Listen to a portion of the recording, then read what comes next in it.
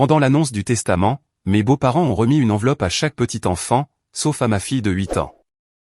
Nous avons décidé que tu ne comptes pas comme de la famille, a dit ma belle-mère devant tout le monde. Ma fille s'est figée. Nous n'avons pas crié. Nous avons agi. 3 jours plus tard, leur avocat a appelé, et ils sont devenus livides. La pièce avait été trop silencieuse, même avant que les enveloppes ne sortent. Pas un silence respectueux, pas un silence cérémoniel, mais un silence tendu, un silence hostile, le genre de silence où tout le monde sait que quelque chose de moche va arriver, sauf la personne que cela va frapper le plus fort. Paula, ma fille, ma petite de 8 ans, qui croit encore que les adultes pensent ce qu'ils disent, sautillait sur sa chaise, excitée, complètement inconsciente que sa place dans cette famille était sur le point d'être effacée publiquement. Mon mari, Adam, était assis à côté d'elle, observant ses parents avec ce même calme-là qu'il avait toujours avec eux, comme quelqu'un manipulant des produits chimiques instables, et priant pour qu'aujourd'hui ne soit pas le jour où quelque chose explose. Sa mère, Suzanne, se tenait au bout de la longue table à manger, les mains croisées. Son père, Norman, était assis raidement à côté d'elle, arborant son expression habituelle de « je juge tout le monde ici », et aussi les meubles. La sœur d'Adam, Sabrina, était perchée sur une chaise comme si elle attendait son projecteur. Son frère aîné, Shaun, faisait semblant de ne pas être mal à l'aise. Même Tina, l'ex d'Adam, était là avec leur fils adolescent Owen, affalé à côté d'elle, visiblement ennuyé. Et puis il y avait Paula, ma douce petite fille pleine d'espoir, pratiquement rayonnante. Parce que pour elle, ce n'était pas une cérémonie d'héritage familial ou une annonce de testament. C'était un jour où elle pouvait être avec ses cousins, entendre des choses gentilles, et se sentir incluse. Elle avait même mis sa robe jaune préférée, parce que, le jaune, c'est joyeux, maman. J'aurais voulu pouvoir l'envelopper dans une armure. Suzanne s'est raclé la gorge. Maintenant que tout le monde est là, a-t-elle dit en souriant, le genre de sourire qui n'atteignait jamais ses yeux, nous aimerions commencer. Une petite pile d'enveloppes se trouvait devant elle. 2 types. De grandes enveloppes crème pour les adultes, des enveloppes colorées et décorées pour les enfants. Les enfants étaient censés ouvrir les leurs à voix haute. La version mignonne pour enfants, remplie de notes sentimentales, de vieilles photos, et de messages, on t'aime tellement. On avait dit aux adultes de lire les leurs en privé à la maison. C'était très théâtral, très Suzanne. Le premier enfant a été appelé. Elle a ouvert sa petite enveloppe, Harry, a lu un message disant quel était le rayon de soleil de grand-mère et la fierté de grand-père, et tout le monde a applaudi poliment. Puis l'enfant suivant, et le suivant, et le suivant.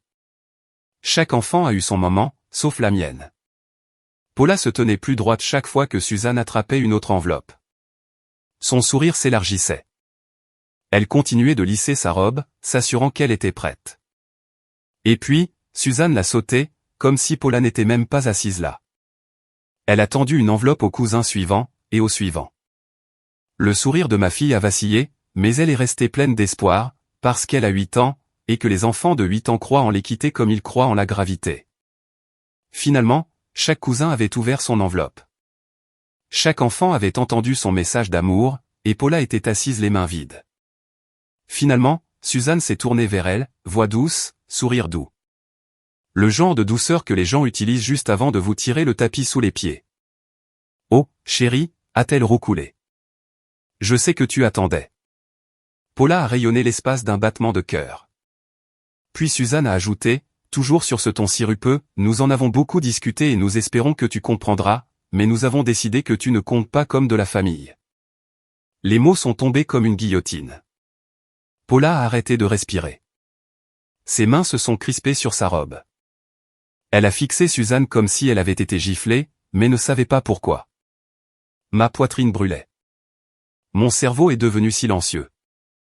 Norman a hoché la tête raidement, comme si Suzanne venait de donner un bulletin météo. Sabrina a bougé, mal à l'aise. Shaun a baissé les yeux vers ses chaussures. Tina a aspiré une bouffée d'air. Même Owen a marmonné, c'est quoi ce bordel? Mais personne n'a rien dit pour arrêter ça. Personne.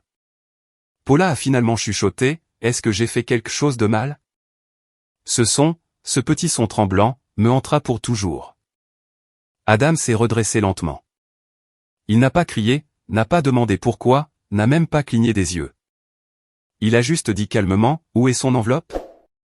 Suzanne s'est illuminée, comme si elle attendait cette réplique. Oh, Adam, tu as toujours la tienne, a-t-elle dit, ramassant une enveloppe couleur crème et la tendant comme si c'était un prix. Tu es de la famille. Mon estomac s'est retourné. Il ne l'a pas prise tout de suite. Juste moi, a-t-il demandé. Pas Paula. Un long silence affreux. Suzanne a soupiré, essayant d'adoucir le coup. Eh bien, elle est charmante, mon chéri. Vraiment, mais c'est différent. Nous sommes sûrs que tu comprends. Il ne comprenait pas. Il ne comprenait vraiment, vraiment pas. Mais il a tendu la main lentement et a pris l'enveloppe. Paula a regardé sa main comme si elle décidait de son sort. Adam a fixé l'enveloppe, puis elle. Il ne l'a pas ouverte, n'a même pas eu l'air tenté. Au lieu de cela, il est retourné vers la table et a posé l'enveloppe à plat, délibéré, définitif. Puis il s'est tourné vers Suzanne et Norman et a dit, d'une voix assez stable pour faire trembler les murs, « Si ma fille n'est pas votre famille, alors je ne le suis pas non plus. » Une onde a traversé la pièce. Suzanne a halté. Norman s'est moqué. Sabrina s'est figée. Shaun a chuchoté, « Merde alors !» Les sourcils de Tina ont bondi. Owen a eu l'air impressionné pour la première fois de sa vie. Adam a pris la main de Paula. « On y va ?» a-t-il dit. Je me suis levé, j'ai pris son autre main, et nous sommes sortis tous les trois. Pas de cris, pas de théâtre, juste une sortie nette et brutale. Si vous m'aviez dit, il y a des années, que je m'assierais un jour à une cérémonie testamentaire où ma fille serait publiquement effacée, j'aurais probablement ri, le genre de rire qui signifie que je suis en danger. Parce que rien avec la famille d'Adam n'a jamais été normal. Pas dramatique, pas explosif, juste décalé. Assez décalé pour que, lorsque le désastre est finalement arrivé, je puisse retracer les fissures jusqu'au jour où je l'ai rencontré. Adam avait 25 ans quand nous nous sommes rencontrés. Gentil, calme, beau de cette façon non polie où l'on peut encore voir le garçon qu'il était. Et contrairement à tous les hommes avec qui j'étais sorti avant, il ne collectionnait pas les drapeaux rouges comme des cartes à échanger. Il collectionnait les sourires doux, les longs silences, et les efforts sincères. Il y avait une complication, cependant. Il avait déjà un fils. Owen avait 6 ans quand je l'ai rencontré. De grands yeux, des questions sans fin, et une habitude de dire à des inconnus des faits très personnels sur son père. Mon papa pleure devant les films Pixar, a été la première chose qu'il m'a dite. La mère d'Owen, Tina, avait été une petite amie d'adolescence, une de ses histoires, nous étions des enfants qui pensions être des adultes. Ils étaient coparents sans drame. Et honnêtement, je l'admirais. Je suis entré dans leur vie doucement, prudemment, respectueusement. Et avant de m'en rendre compte, j'aimais Owen, moi aussi. Un amour de 2 jours par semaine au début, puis un amour de famille. Le genre qui vous surprend jusqu'à ce que vous ne puissiez plus vous souvenir de la vie d'avant. C'est à peu près à ce moment-là qu'Adam et moi avons commencé à essayer d'avoir un bébé. Essayer est devenu suivre un cycle. Suivre est devenu chronométrer. Chronométrer est devenu un marathon émotionnel que je ne souhaiterais pas à mon pire ennemi. Mois après mois, rien. Et la pression n'était pas seulement biologique. C'était sa famille. Adam venait d'une grande famille. Parents, frères et sœurs, cousins, tout le clan. Et ils étaient bruyants, avaient des opinions sur tout, et étaient compétitifs à propos de tout. Ils traitaient la vie de famille comme une performance. Les bébés sont une performance. Les mariages. Les dîners de fête. Une production complète de Broadway. Et sous chaque scène, le même rappel chuchoté. Cette famille a une histoire. Un héritage, de vieilles racines d'argent. Pas riche Jean Bentley. Juste le genre de riche où tout le monde est sûr qu'il y a un gros héritage quelque part en amont. Un trust que personne ne comprend vraiment, mais que tout le monde suppose qu'il finira par ruisseler. Pas jusqu'à Adam, pas encore. Juste des rumeurs, lourdes, pleines de droits, toxiques. Puis un jour, après 2 ans d'infertilité et de chagrin, je me suis assise dans le cabinet d'un médecin avec le genre d'effroi qui ronge les os. Le médecin était doux. La nouvelle ne l'était pas. Mon corps n'allait pas coopérer. Pas sans miracles médicaux, pas sans deuil. Adam m'a tenu la main, l'a serré une fois, et a chuchoté « d'accord ». Mais ce genre de « d'accord » s'étire finement. Il pesait sur nous deux, surtout sur lui, parce qu'il avait déjà vécu les débuts de la parentalité avec quelqu'un d'autre, et il voulait tout vivre avec moi aussi. Nous avons parlé d'adoption. En fait, nous n'avons pas seulement parlé. Nous avons tourné autour, analysé, tenu à la lumière, et examiné toutes les façons dont cela pourrait nous sauver ou nous briser.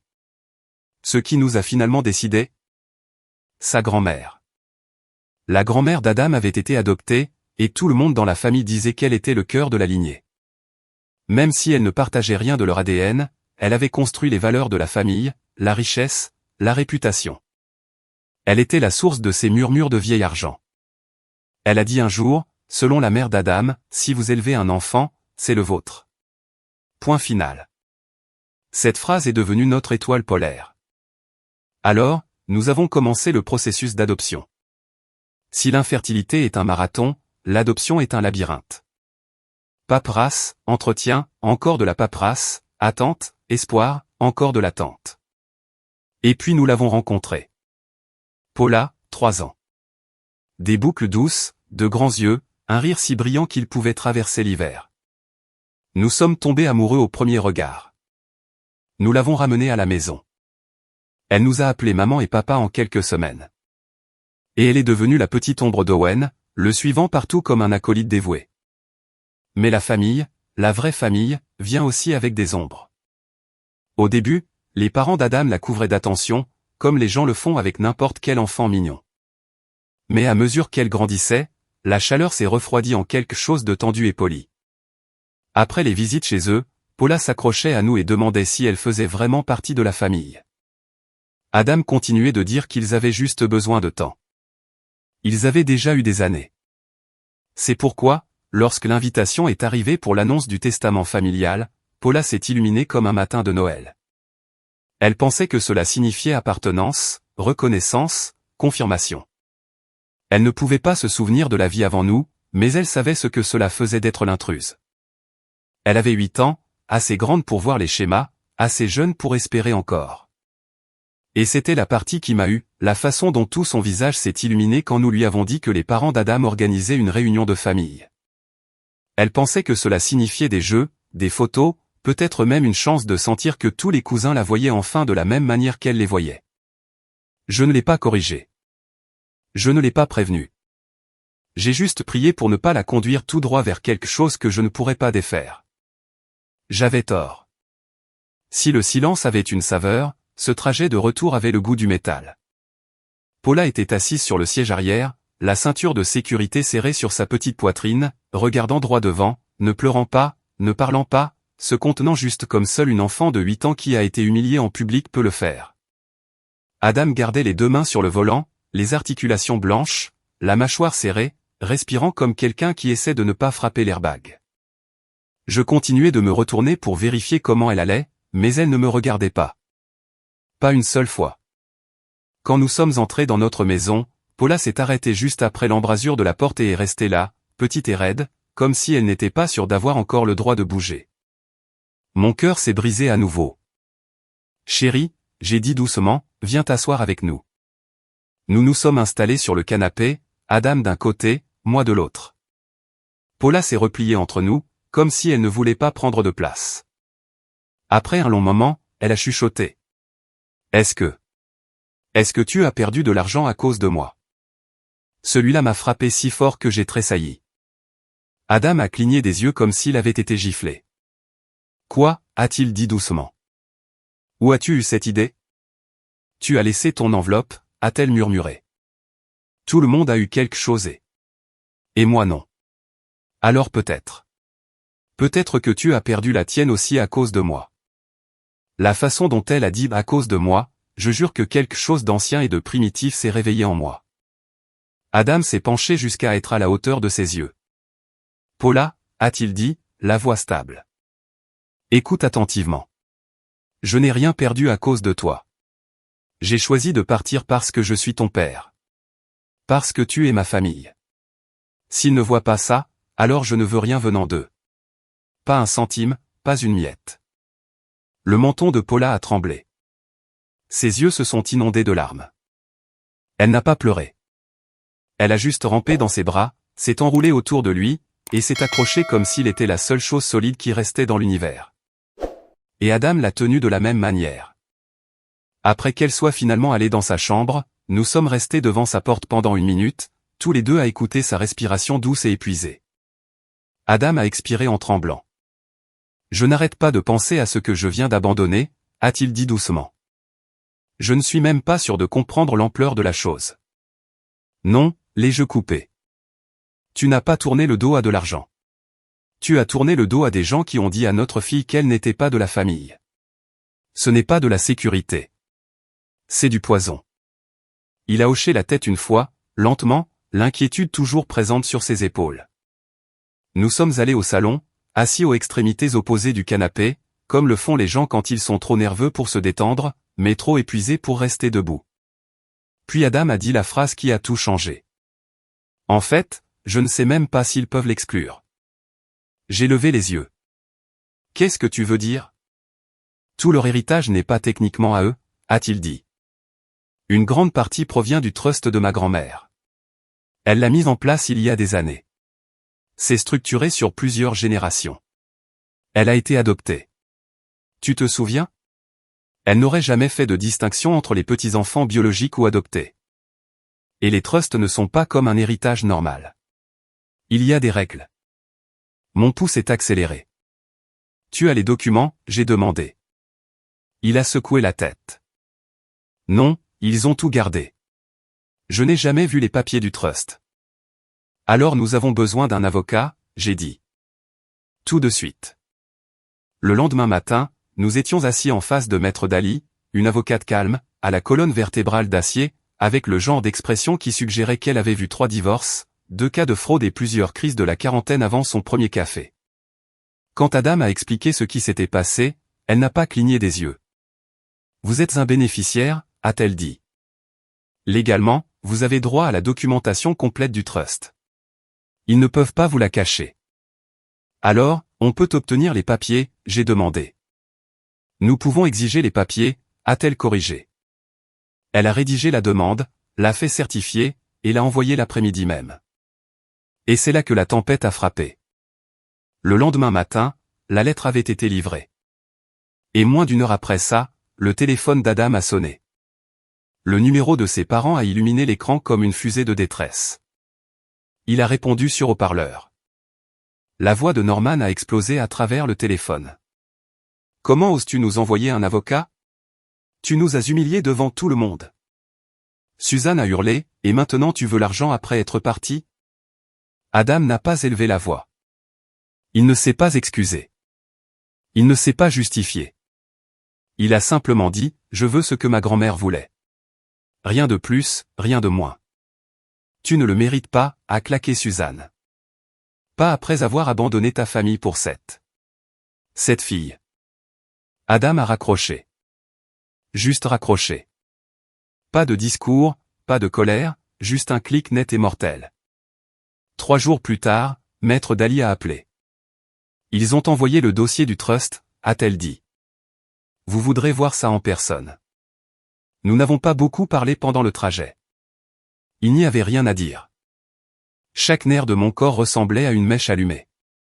Le bureau de Maître Daly était silencieux. Le genre de silence coûteux et insonorisé. Elle a fermé la porte derrière nous, s'est assise, et a tiré un épais classeur sur le bureau. Des pochettes en plastique, du papier vieilli, des seaux de cire, des signatures de gens partis depuis longtemps. Ici, a-t-elle dit, tournant vers un onglet marqué à l'encre délavée. Nous nous sommes penchés. C'était là. Les petits-enfants recevront chacun des parts égales. Pas les petits-enfants biologiques, pas les petits-enfants de sang, juste les petits-enfants. Adam a expiré comme si quelqu'un était assis sur ses poumons. Alors Paula compte, a-t-il murmuré. Maître Daly a hoché la tête. Légalement, oui. Elle a tourné une autre page, scannant, ses sourcils froncés. Attendez, a-t-elle dit doucement. Il y a une annotation ici. Elle a glissé le classeur vers nous et a tapoté une ligne écrite à la main dans la marge. Une encre plus vieille, une écriture familière. Pour éviter tout doute, petits-enfants inclut tous les descendants légalement adoptés. Un frisson a parcouru mon dos. C'est, a chuchoté Adam. L'écriture de ma grand-mère. Maître Dali a hoché la tête à nouveau. Elle était très explicite, ce qui rend ce qu'ils ont fait. Curieux. Curieux? Ce mot portait du poids. Trop de poids. J'ai demandé, est-ce que c'est suffisant pour déposer une plainte? En théorie, oui, a-t-elle dit, mais je veux examiner le reste avant d'agir. Ce trust est grand, complexe, et... Elle s'est arrêtée. Son doigt planait sur une section différente. Puis elle a levé les yeux vers Adam lentement. Adam, est-ce que vos parents vous ont déjà transféré des distributions du trust, à n'importe quel âge? Il a cligné des yeux. Non. Pourquoi? Elle a tapoté la page à nouveau. Parce que selon ceci, vous étiez censé recevoir une distribution à 18 ans, et une autre à 25 ans. Mon pouls a grimpé en flèche. Et je devine, a-t-elle continué doucement, que vous n'avez jamais vu un centime. Il a secoué la tête, stupéfait. Maître Dali a refermé le classeur soigneusement. Pas dramatiquement. Soigneusement. Comme quelqu'un fermant un dossier étiqueté E danger. Il peut y avoir plus ici, a-t-elle dit. Beaucoup plus. J'ai besoin de faire une analyse plus approfondie avant de vous dire quoi que ce soit de certain. Une onde froide a descendu le long de mes bras. Qu'est-ce que plus veut dire, j'ai demandé. Ça veut dire, a-t-elle dit en croisant les mains, que ce qui est arrivé à Paula pourrait n'être que la pointe de l'iceberg. Le bureau semblait plus petit, plus serré. Adam a dégluti. Alors, qu'est-ce qu'on fait maintenant? Maître Dali a poussé un court formulaire à travers le bureau.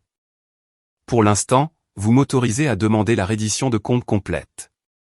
Calmement, formellement. Avant qu'il ne réalise ce que nous avons trouvé. J'ai regardé Adam. Il m'a regardé. Il y avait de la peur dans ses yeux, oui, mais autre chose aussi. De la résolution. De la paternité. Un autre type d'héritage. Faites-le, j'ai dit. Nous avons signé, encre sur papier. Rapide, final, irréversible. Maître Dali a rassemblé le classeur. Je vous contacterai dès que j'aurai l'image complète. Elle a fait une pause. Et préparez-vous. Peu importe ce qui est sous cette surface. Les gens ne cachent pas des choses à moins que la vérité ne soit pire. Nous sommes sortis dans le couloir, la porte cliquant derrière nous. Adam a expiré en tremblant. Ça ne semblait pas bon. Ce n'était pas censé l'être, j'ai dit. Nous avons marché vers l'ascenseur, les lumières fluorescentes bourdonnant au-dessus de nous. Je pouvais le sentir, quelque chose bougeait sous nos pieds, quelque chose de gros, plus gros que l'enveloppe de Paula, plus gros que l'insulte, plus gros que tout ce qui avait déjà explosé. Peu importe ce qui arrivait, nous n'avions même pas encore vu la première fissure. Les jours ont passé sans un mot de leur part. Paula coloriait à la table, mais sursautait à chaque voiture dehors. Adam et moi tressaillions à chaque vibration de nos téléphones. Le troisième soir, il a marmonné, il se coordonne. Je connais ce silence. Il avait raison. Le coup à la porte est venu le lendemain matin. Pas fort, pas frénétique, juste ferme, comme quelqu'un tapant avec la certitude de « nous avons notre place à l'intérieur ». Adam a ouvert la porte. Suzanne et Norman étaient là, portant leur faux sourire de repas paroissial. Norman tenait une boîte de biscuits. Suzanne tenait sa dignité comme si c'était un ornement fragile. « Adam, mon chéri », a-t-elle dit sur un ton qui impliquait que rien ne s'était passé. Nous aimerions vraiment parler. J'ai failli ricaner. Nous les avons laissés entrer, surtout parce que le choc est une force physique. Ils se sont assis sur notre canapé comme s'ils nous recevaient. Nous avons réfléchi, a commencé Norman, comme s'il livrait un rapport trimestriel. À propos des enveloppes, à propos du malentendu. Et voilà, le mot que les gens utilisent quand ils ne veulent pas dire cruauté. Suzanne s'est penchée en avant. Nous voulons vraiment arranger les choses. Nous voulons que Paula se sente incluse. Ma colonne vertébrale s'est tendue. Adam n'a pas répondu. Il a simplement attendu, dangereusement calme. Nous avons réalisé, a continué Suzanne, que nous avons peut-être agi trop vite. Nous n'avons pas eu assez de temps pour créer des liens avec elle. Son sourire a vacillé. Mais bien sûr, elle fait partie de la distribution future. Traduction, nous regrettons de nous être fait prendre. Et Norman a ajouté, nous sommes prêts à avancer ta part plus tôt. Un geste de bonne volonté. Et voilà, le pot de vin enveloppé dans de la crème au beurre. Adam a finalement parlé. Calme. Précis. Vous voulez que nous retirions la demande légale? Le sourire de Suzanne s'est fissuré. La mâchoire de Norman a tressailli. Nous ne pensons simplement pas que les avocats soient nécessaires. Elle a dit que ce serait désagréable pour tout le monde. Traduction, arrêtez de creuser avant de trouver les cadavres. Adam les a regardés. Vraiment regardés. Vous n'êtes pas désolé, a-t-il dit. Vous avez peur. Le silence est tombé si lourdement que la pièce a semblé s'incliner. Vous ne faites pas ça à cause de Paula, a-t-il continué. Vous faites ça parce que vous savez qu'il y a quelque chose dans ce trust que vous ne voulez pas que quiconque voie. Leurs visages se sont crispés. Culpabilité, peur, indignation, tout se battait pour avoir de la place. C'est scandaleux, a claqué Norman. Nous avons géré ce domaine de manière responsable pendant des décennies. Alors, Adam a dit en se levant, vous ne devriez pas être dérangé par le fait que l'avocate termine son examen. C'était ça. La politesse a volé en éclats. C'est dégoûtant, a sifflé Suzanne. Sans prendre à ses propres parents. Vous vous en êtes pris à mon enfant, a dit Adam calmement. Il a ouvert la porte. Ils sont partis en bafouillant des insultes, leur orgueil blessé pendant sur eux comme du linge mouillé. Adam a verrouillé la porte, a vérifié 2 fois, a appuyé son front contre le cadre. J'ai touché son dos. Ça va? Il a expiré comme quelqu'un comprenant enfin le poids qu'il avait porté toute sa vie. J'ai fini de les laisser décider qui compte. L'avocate n'a pas appelé le lendemain, ni le surlendemain. Les vraies enquêtes prennent du temps. Le genre de temps qui étire les nerfs comme une corde de piano. Paula s'est doucement détendue. Elle jouait, dessinait, souriait plus. Chaque soir, elle demandait, est-ce qu'ils reviennent? Chaque soir, nous lui disions non. Chaque soir, elle tenait cette réponse comme si c'était une nouvelle forme de sécurité. Pendant ce temps, des emails arrivaient de Maître Daly. Une note ici, une divergence là, puis quelque chose de plus grand, puis quelque chose qui m'a fait tomber l'estomac. À la 3e semaine, elle nous a demandé de venir. Nous étions assis dans son bureau, Paula dans un coin avec des crayons, Adam avec les 2 pieds plantés au sol comme s'il s'attendait à une embuscade au tribunal, et Maître Daly a glissé un dossier vers nous. Vous aviez raison de les questionner, a-t-elle dit. Pas seulement à propos de Paula. À propos de tout. Mon pouls a bondi. Le trust n'était pas à eux pour qu'ils le façonnent, a-t-elle continué. Et ils l'ont façonné quand même. Elle a tourné les pages. Distribution manquante, fonds redirigés, dépenses déguisées en entretien, retrait non mérité, divergences si vieilles qu'elles avaient de la poussière dessus. Et ceci, a-t-elle dit en tapotant une section surlignée, c'est là que ça empire. Maître Daly n'a pas tourné la page dramatiquement. Elle a juste fait pivoter le dossier pour que nous puissions voir les chiffres nous-mêmes. Adam a inspiré brusquement. Parce que cette section ne concernait pas Paula, ou nous, ou les enveloppes. C'était à propos d'argent. Beaucoup d'argent.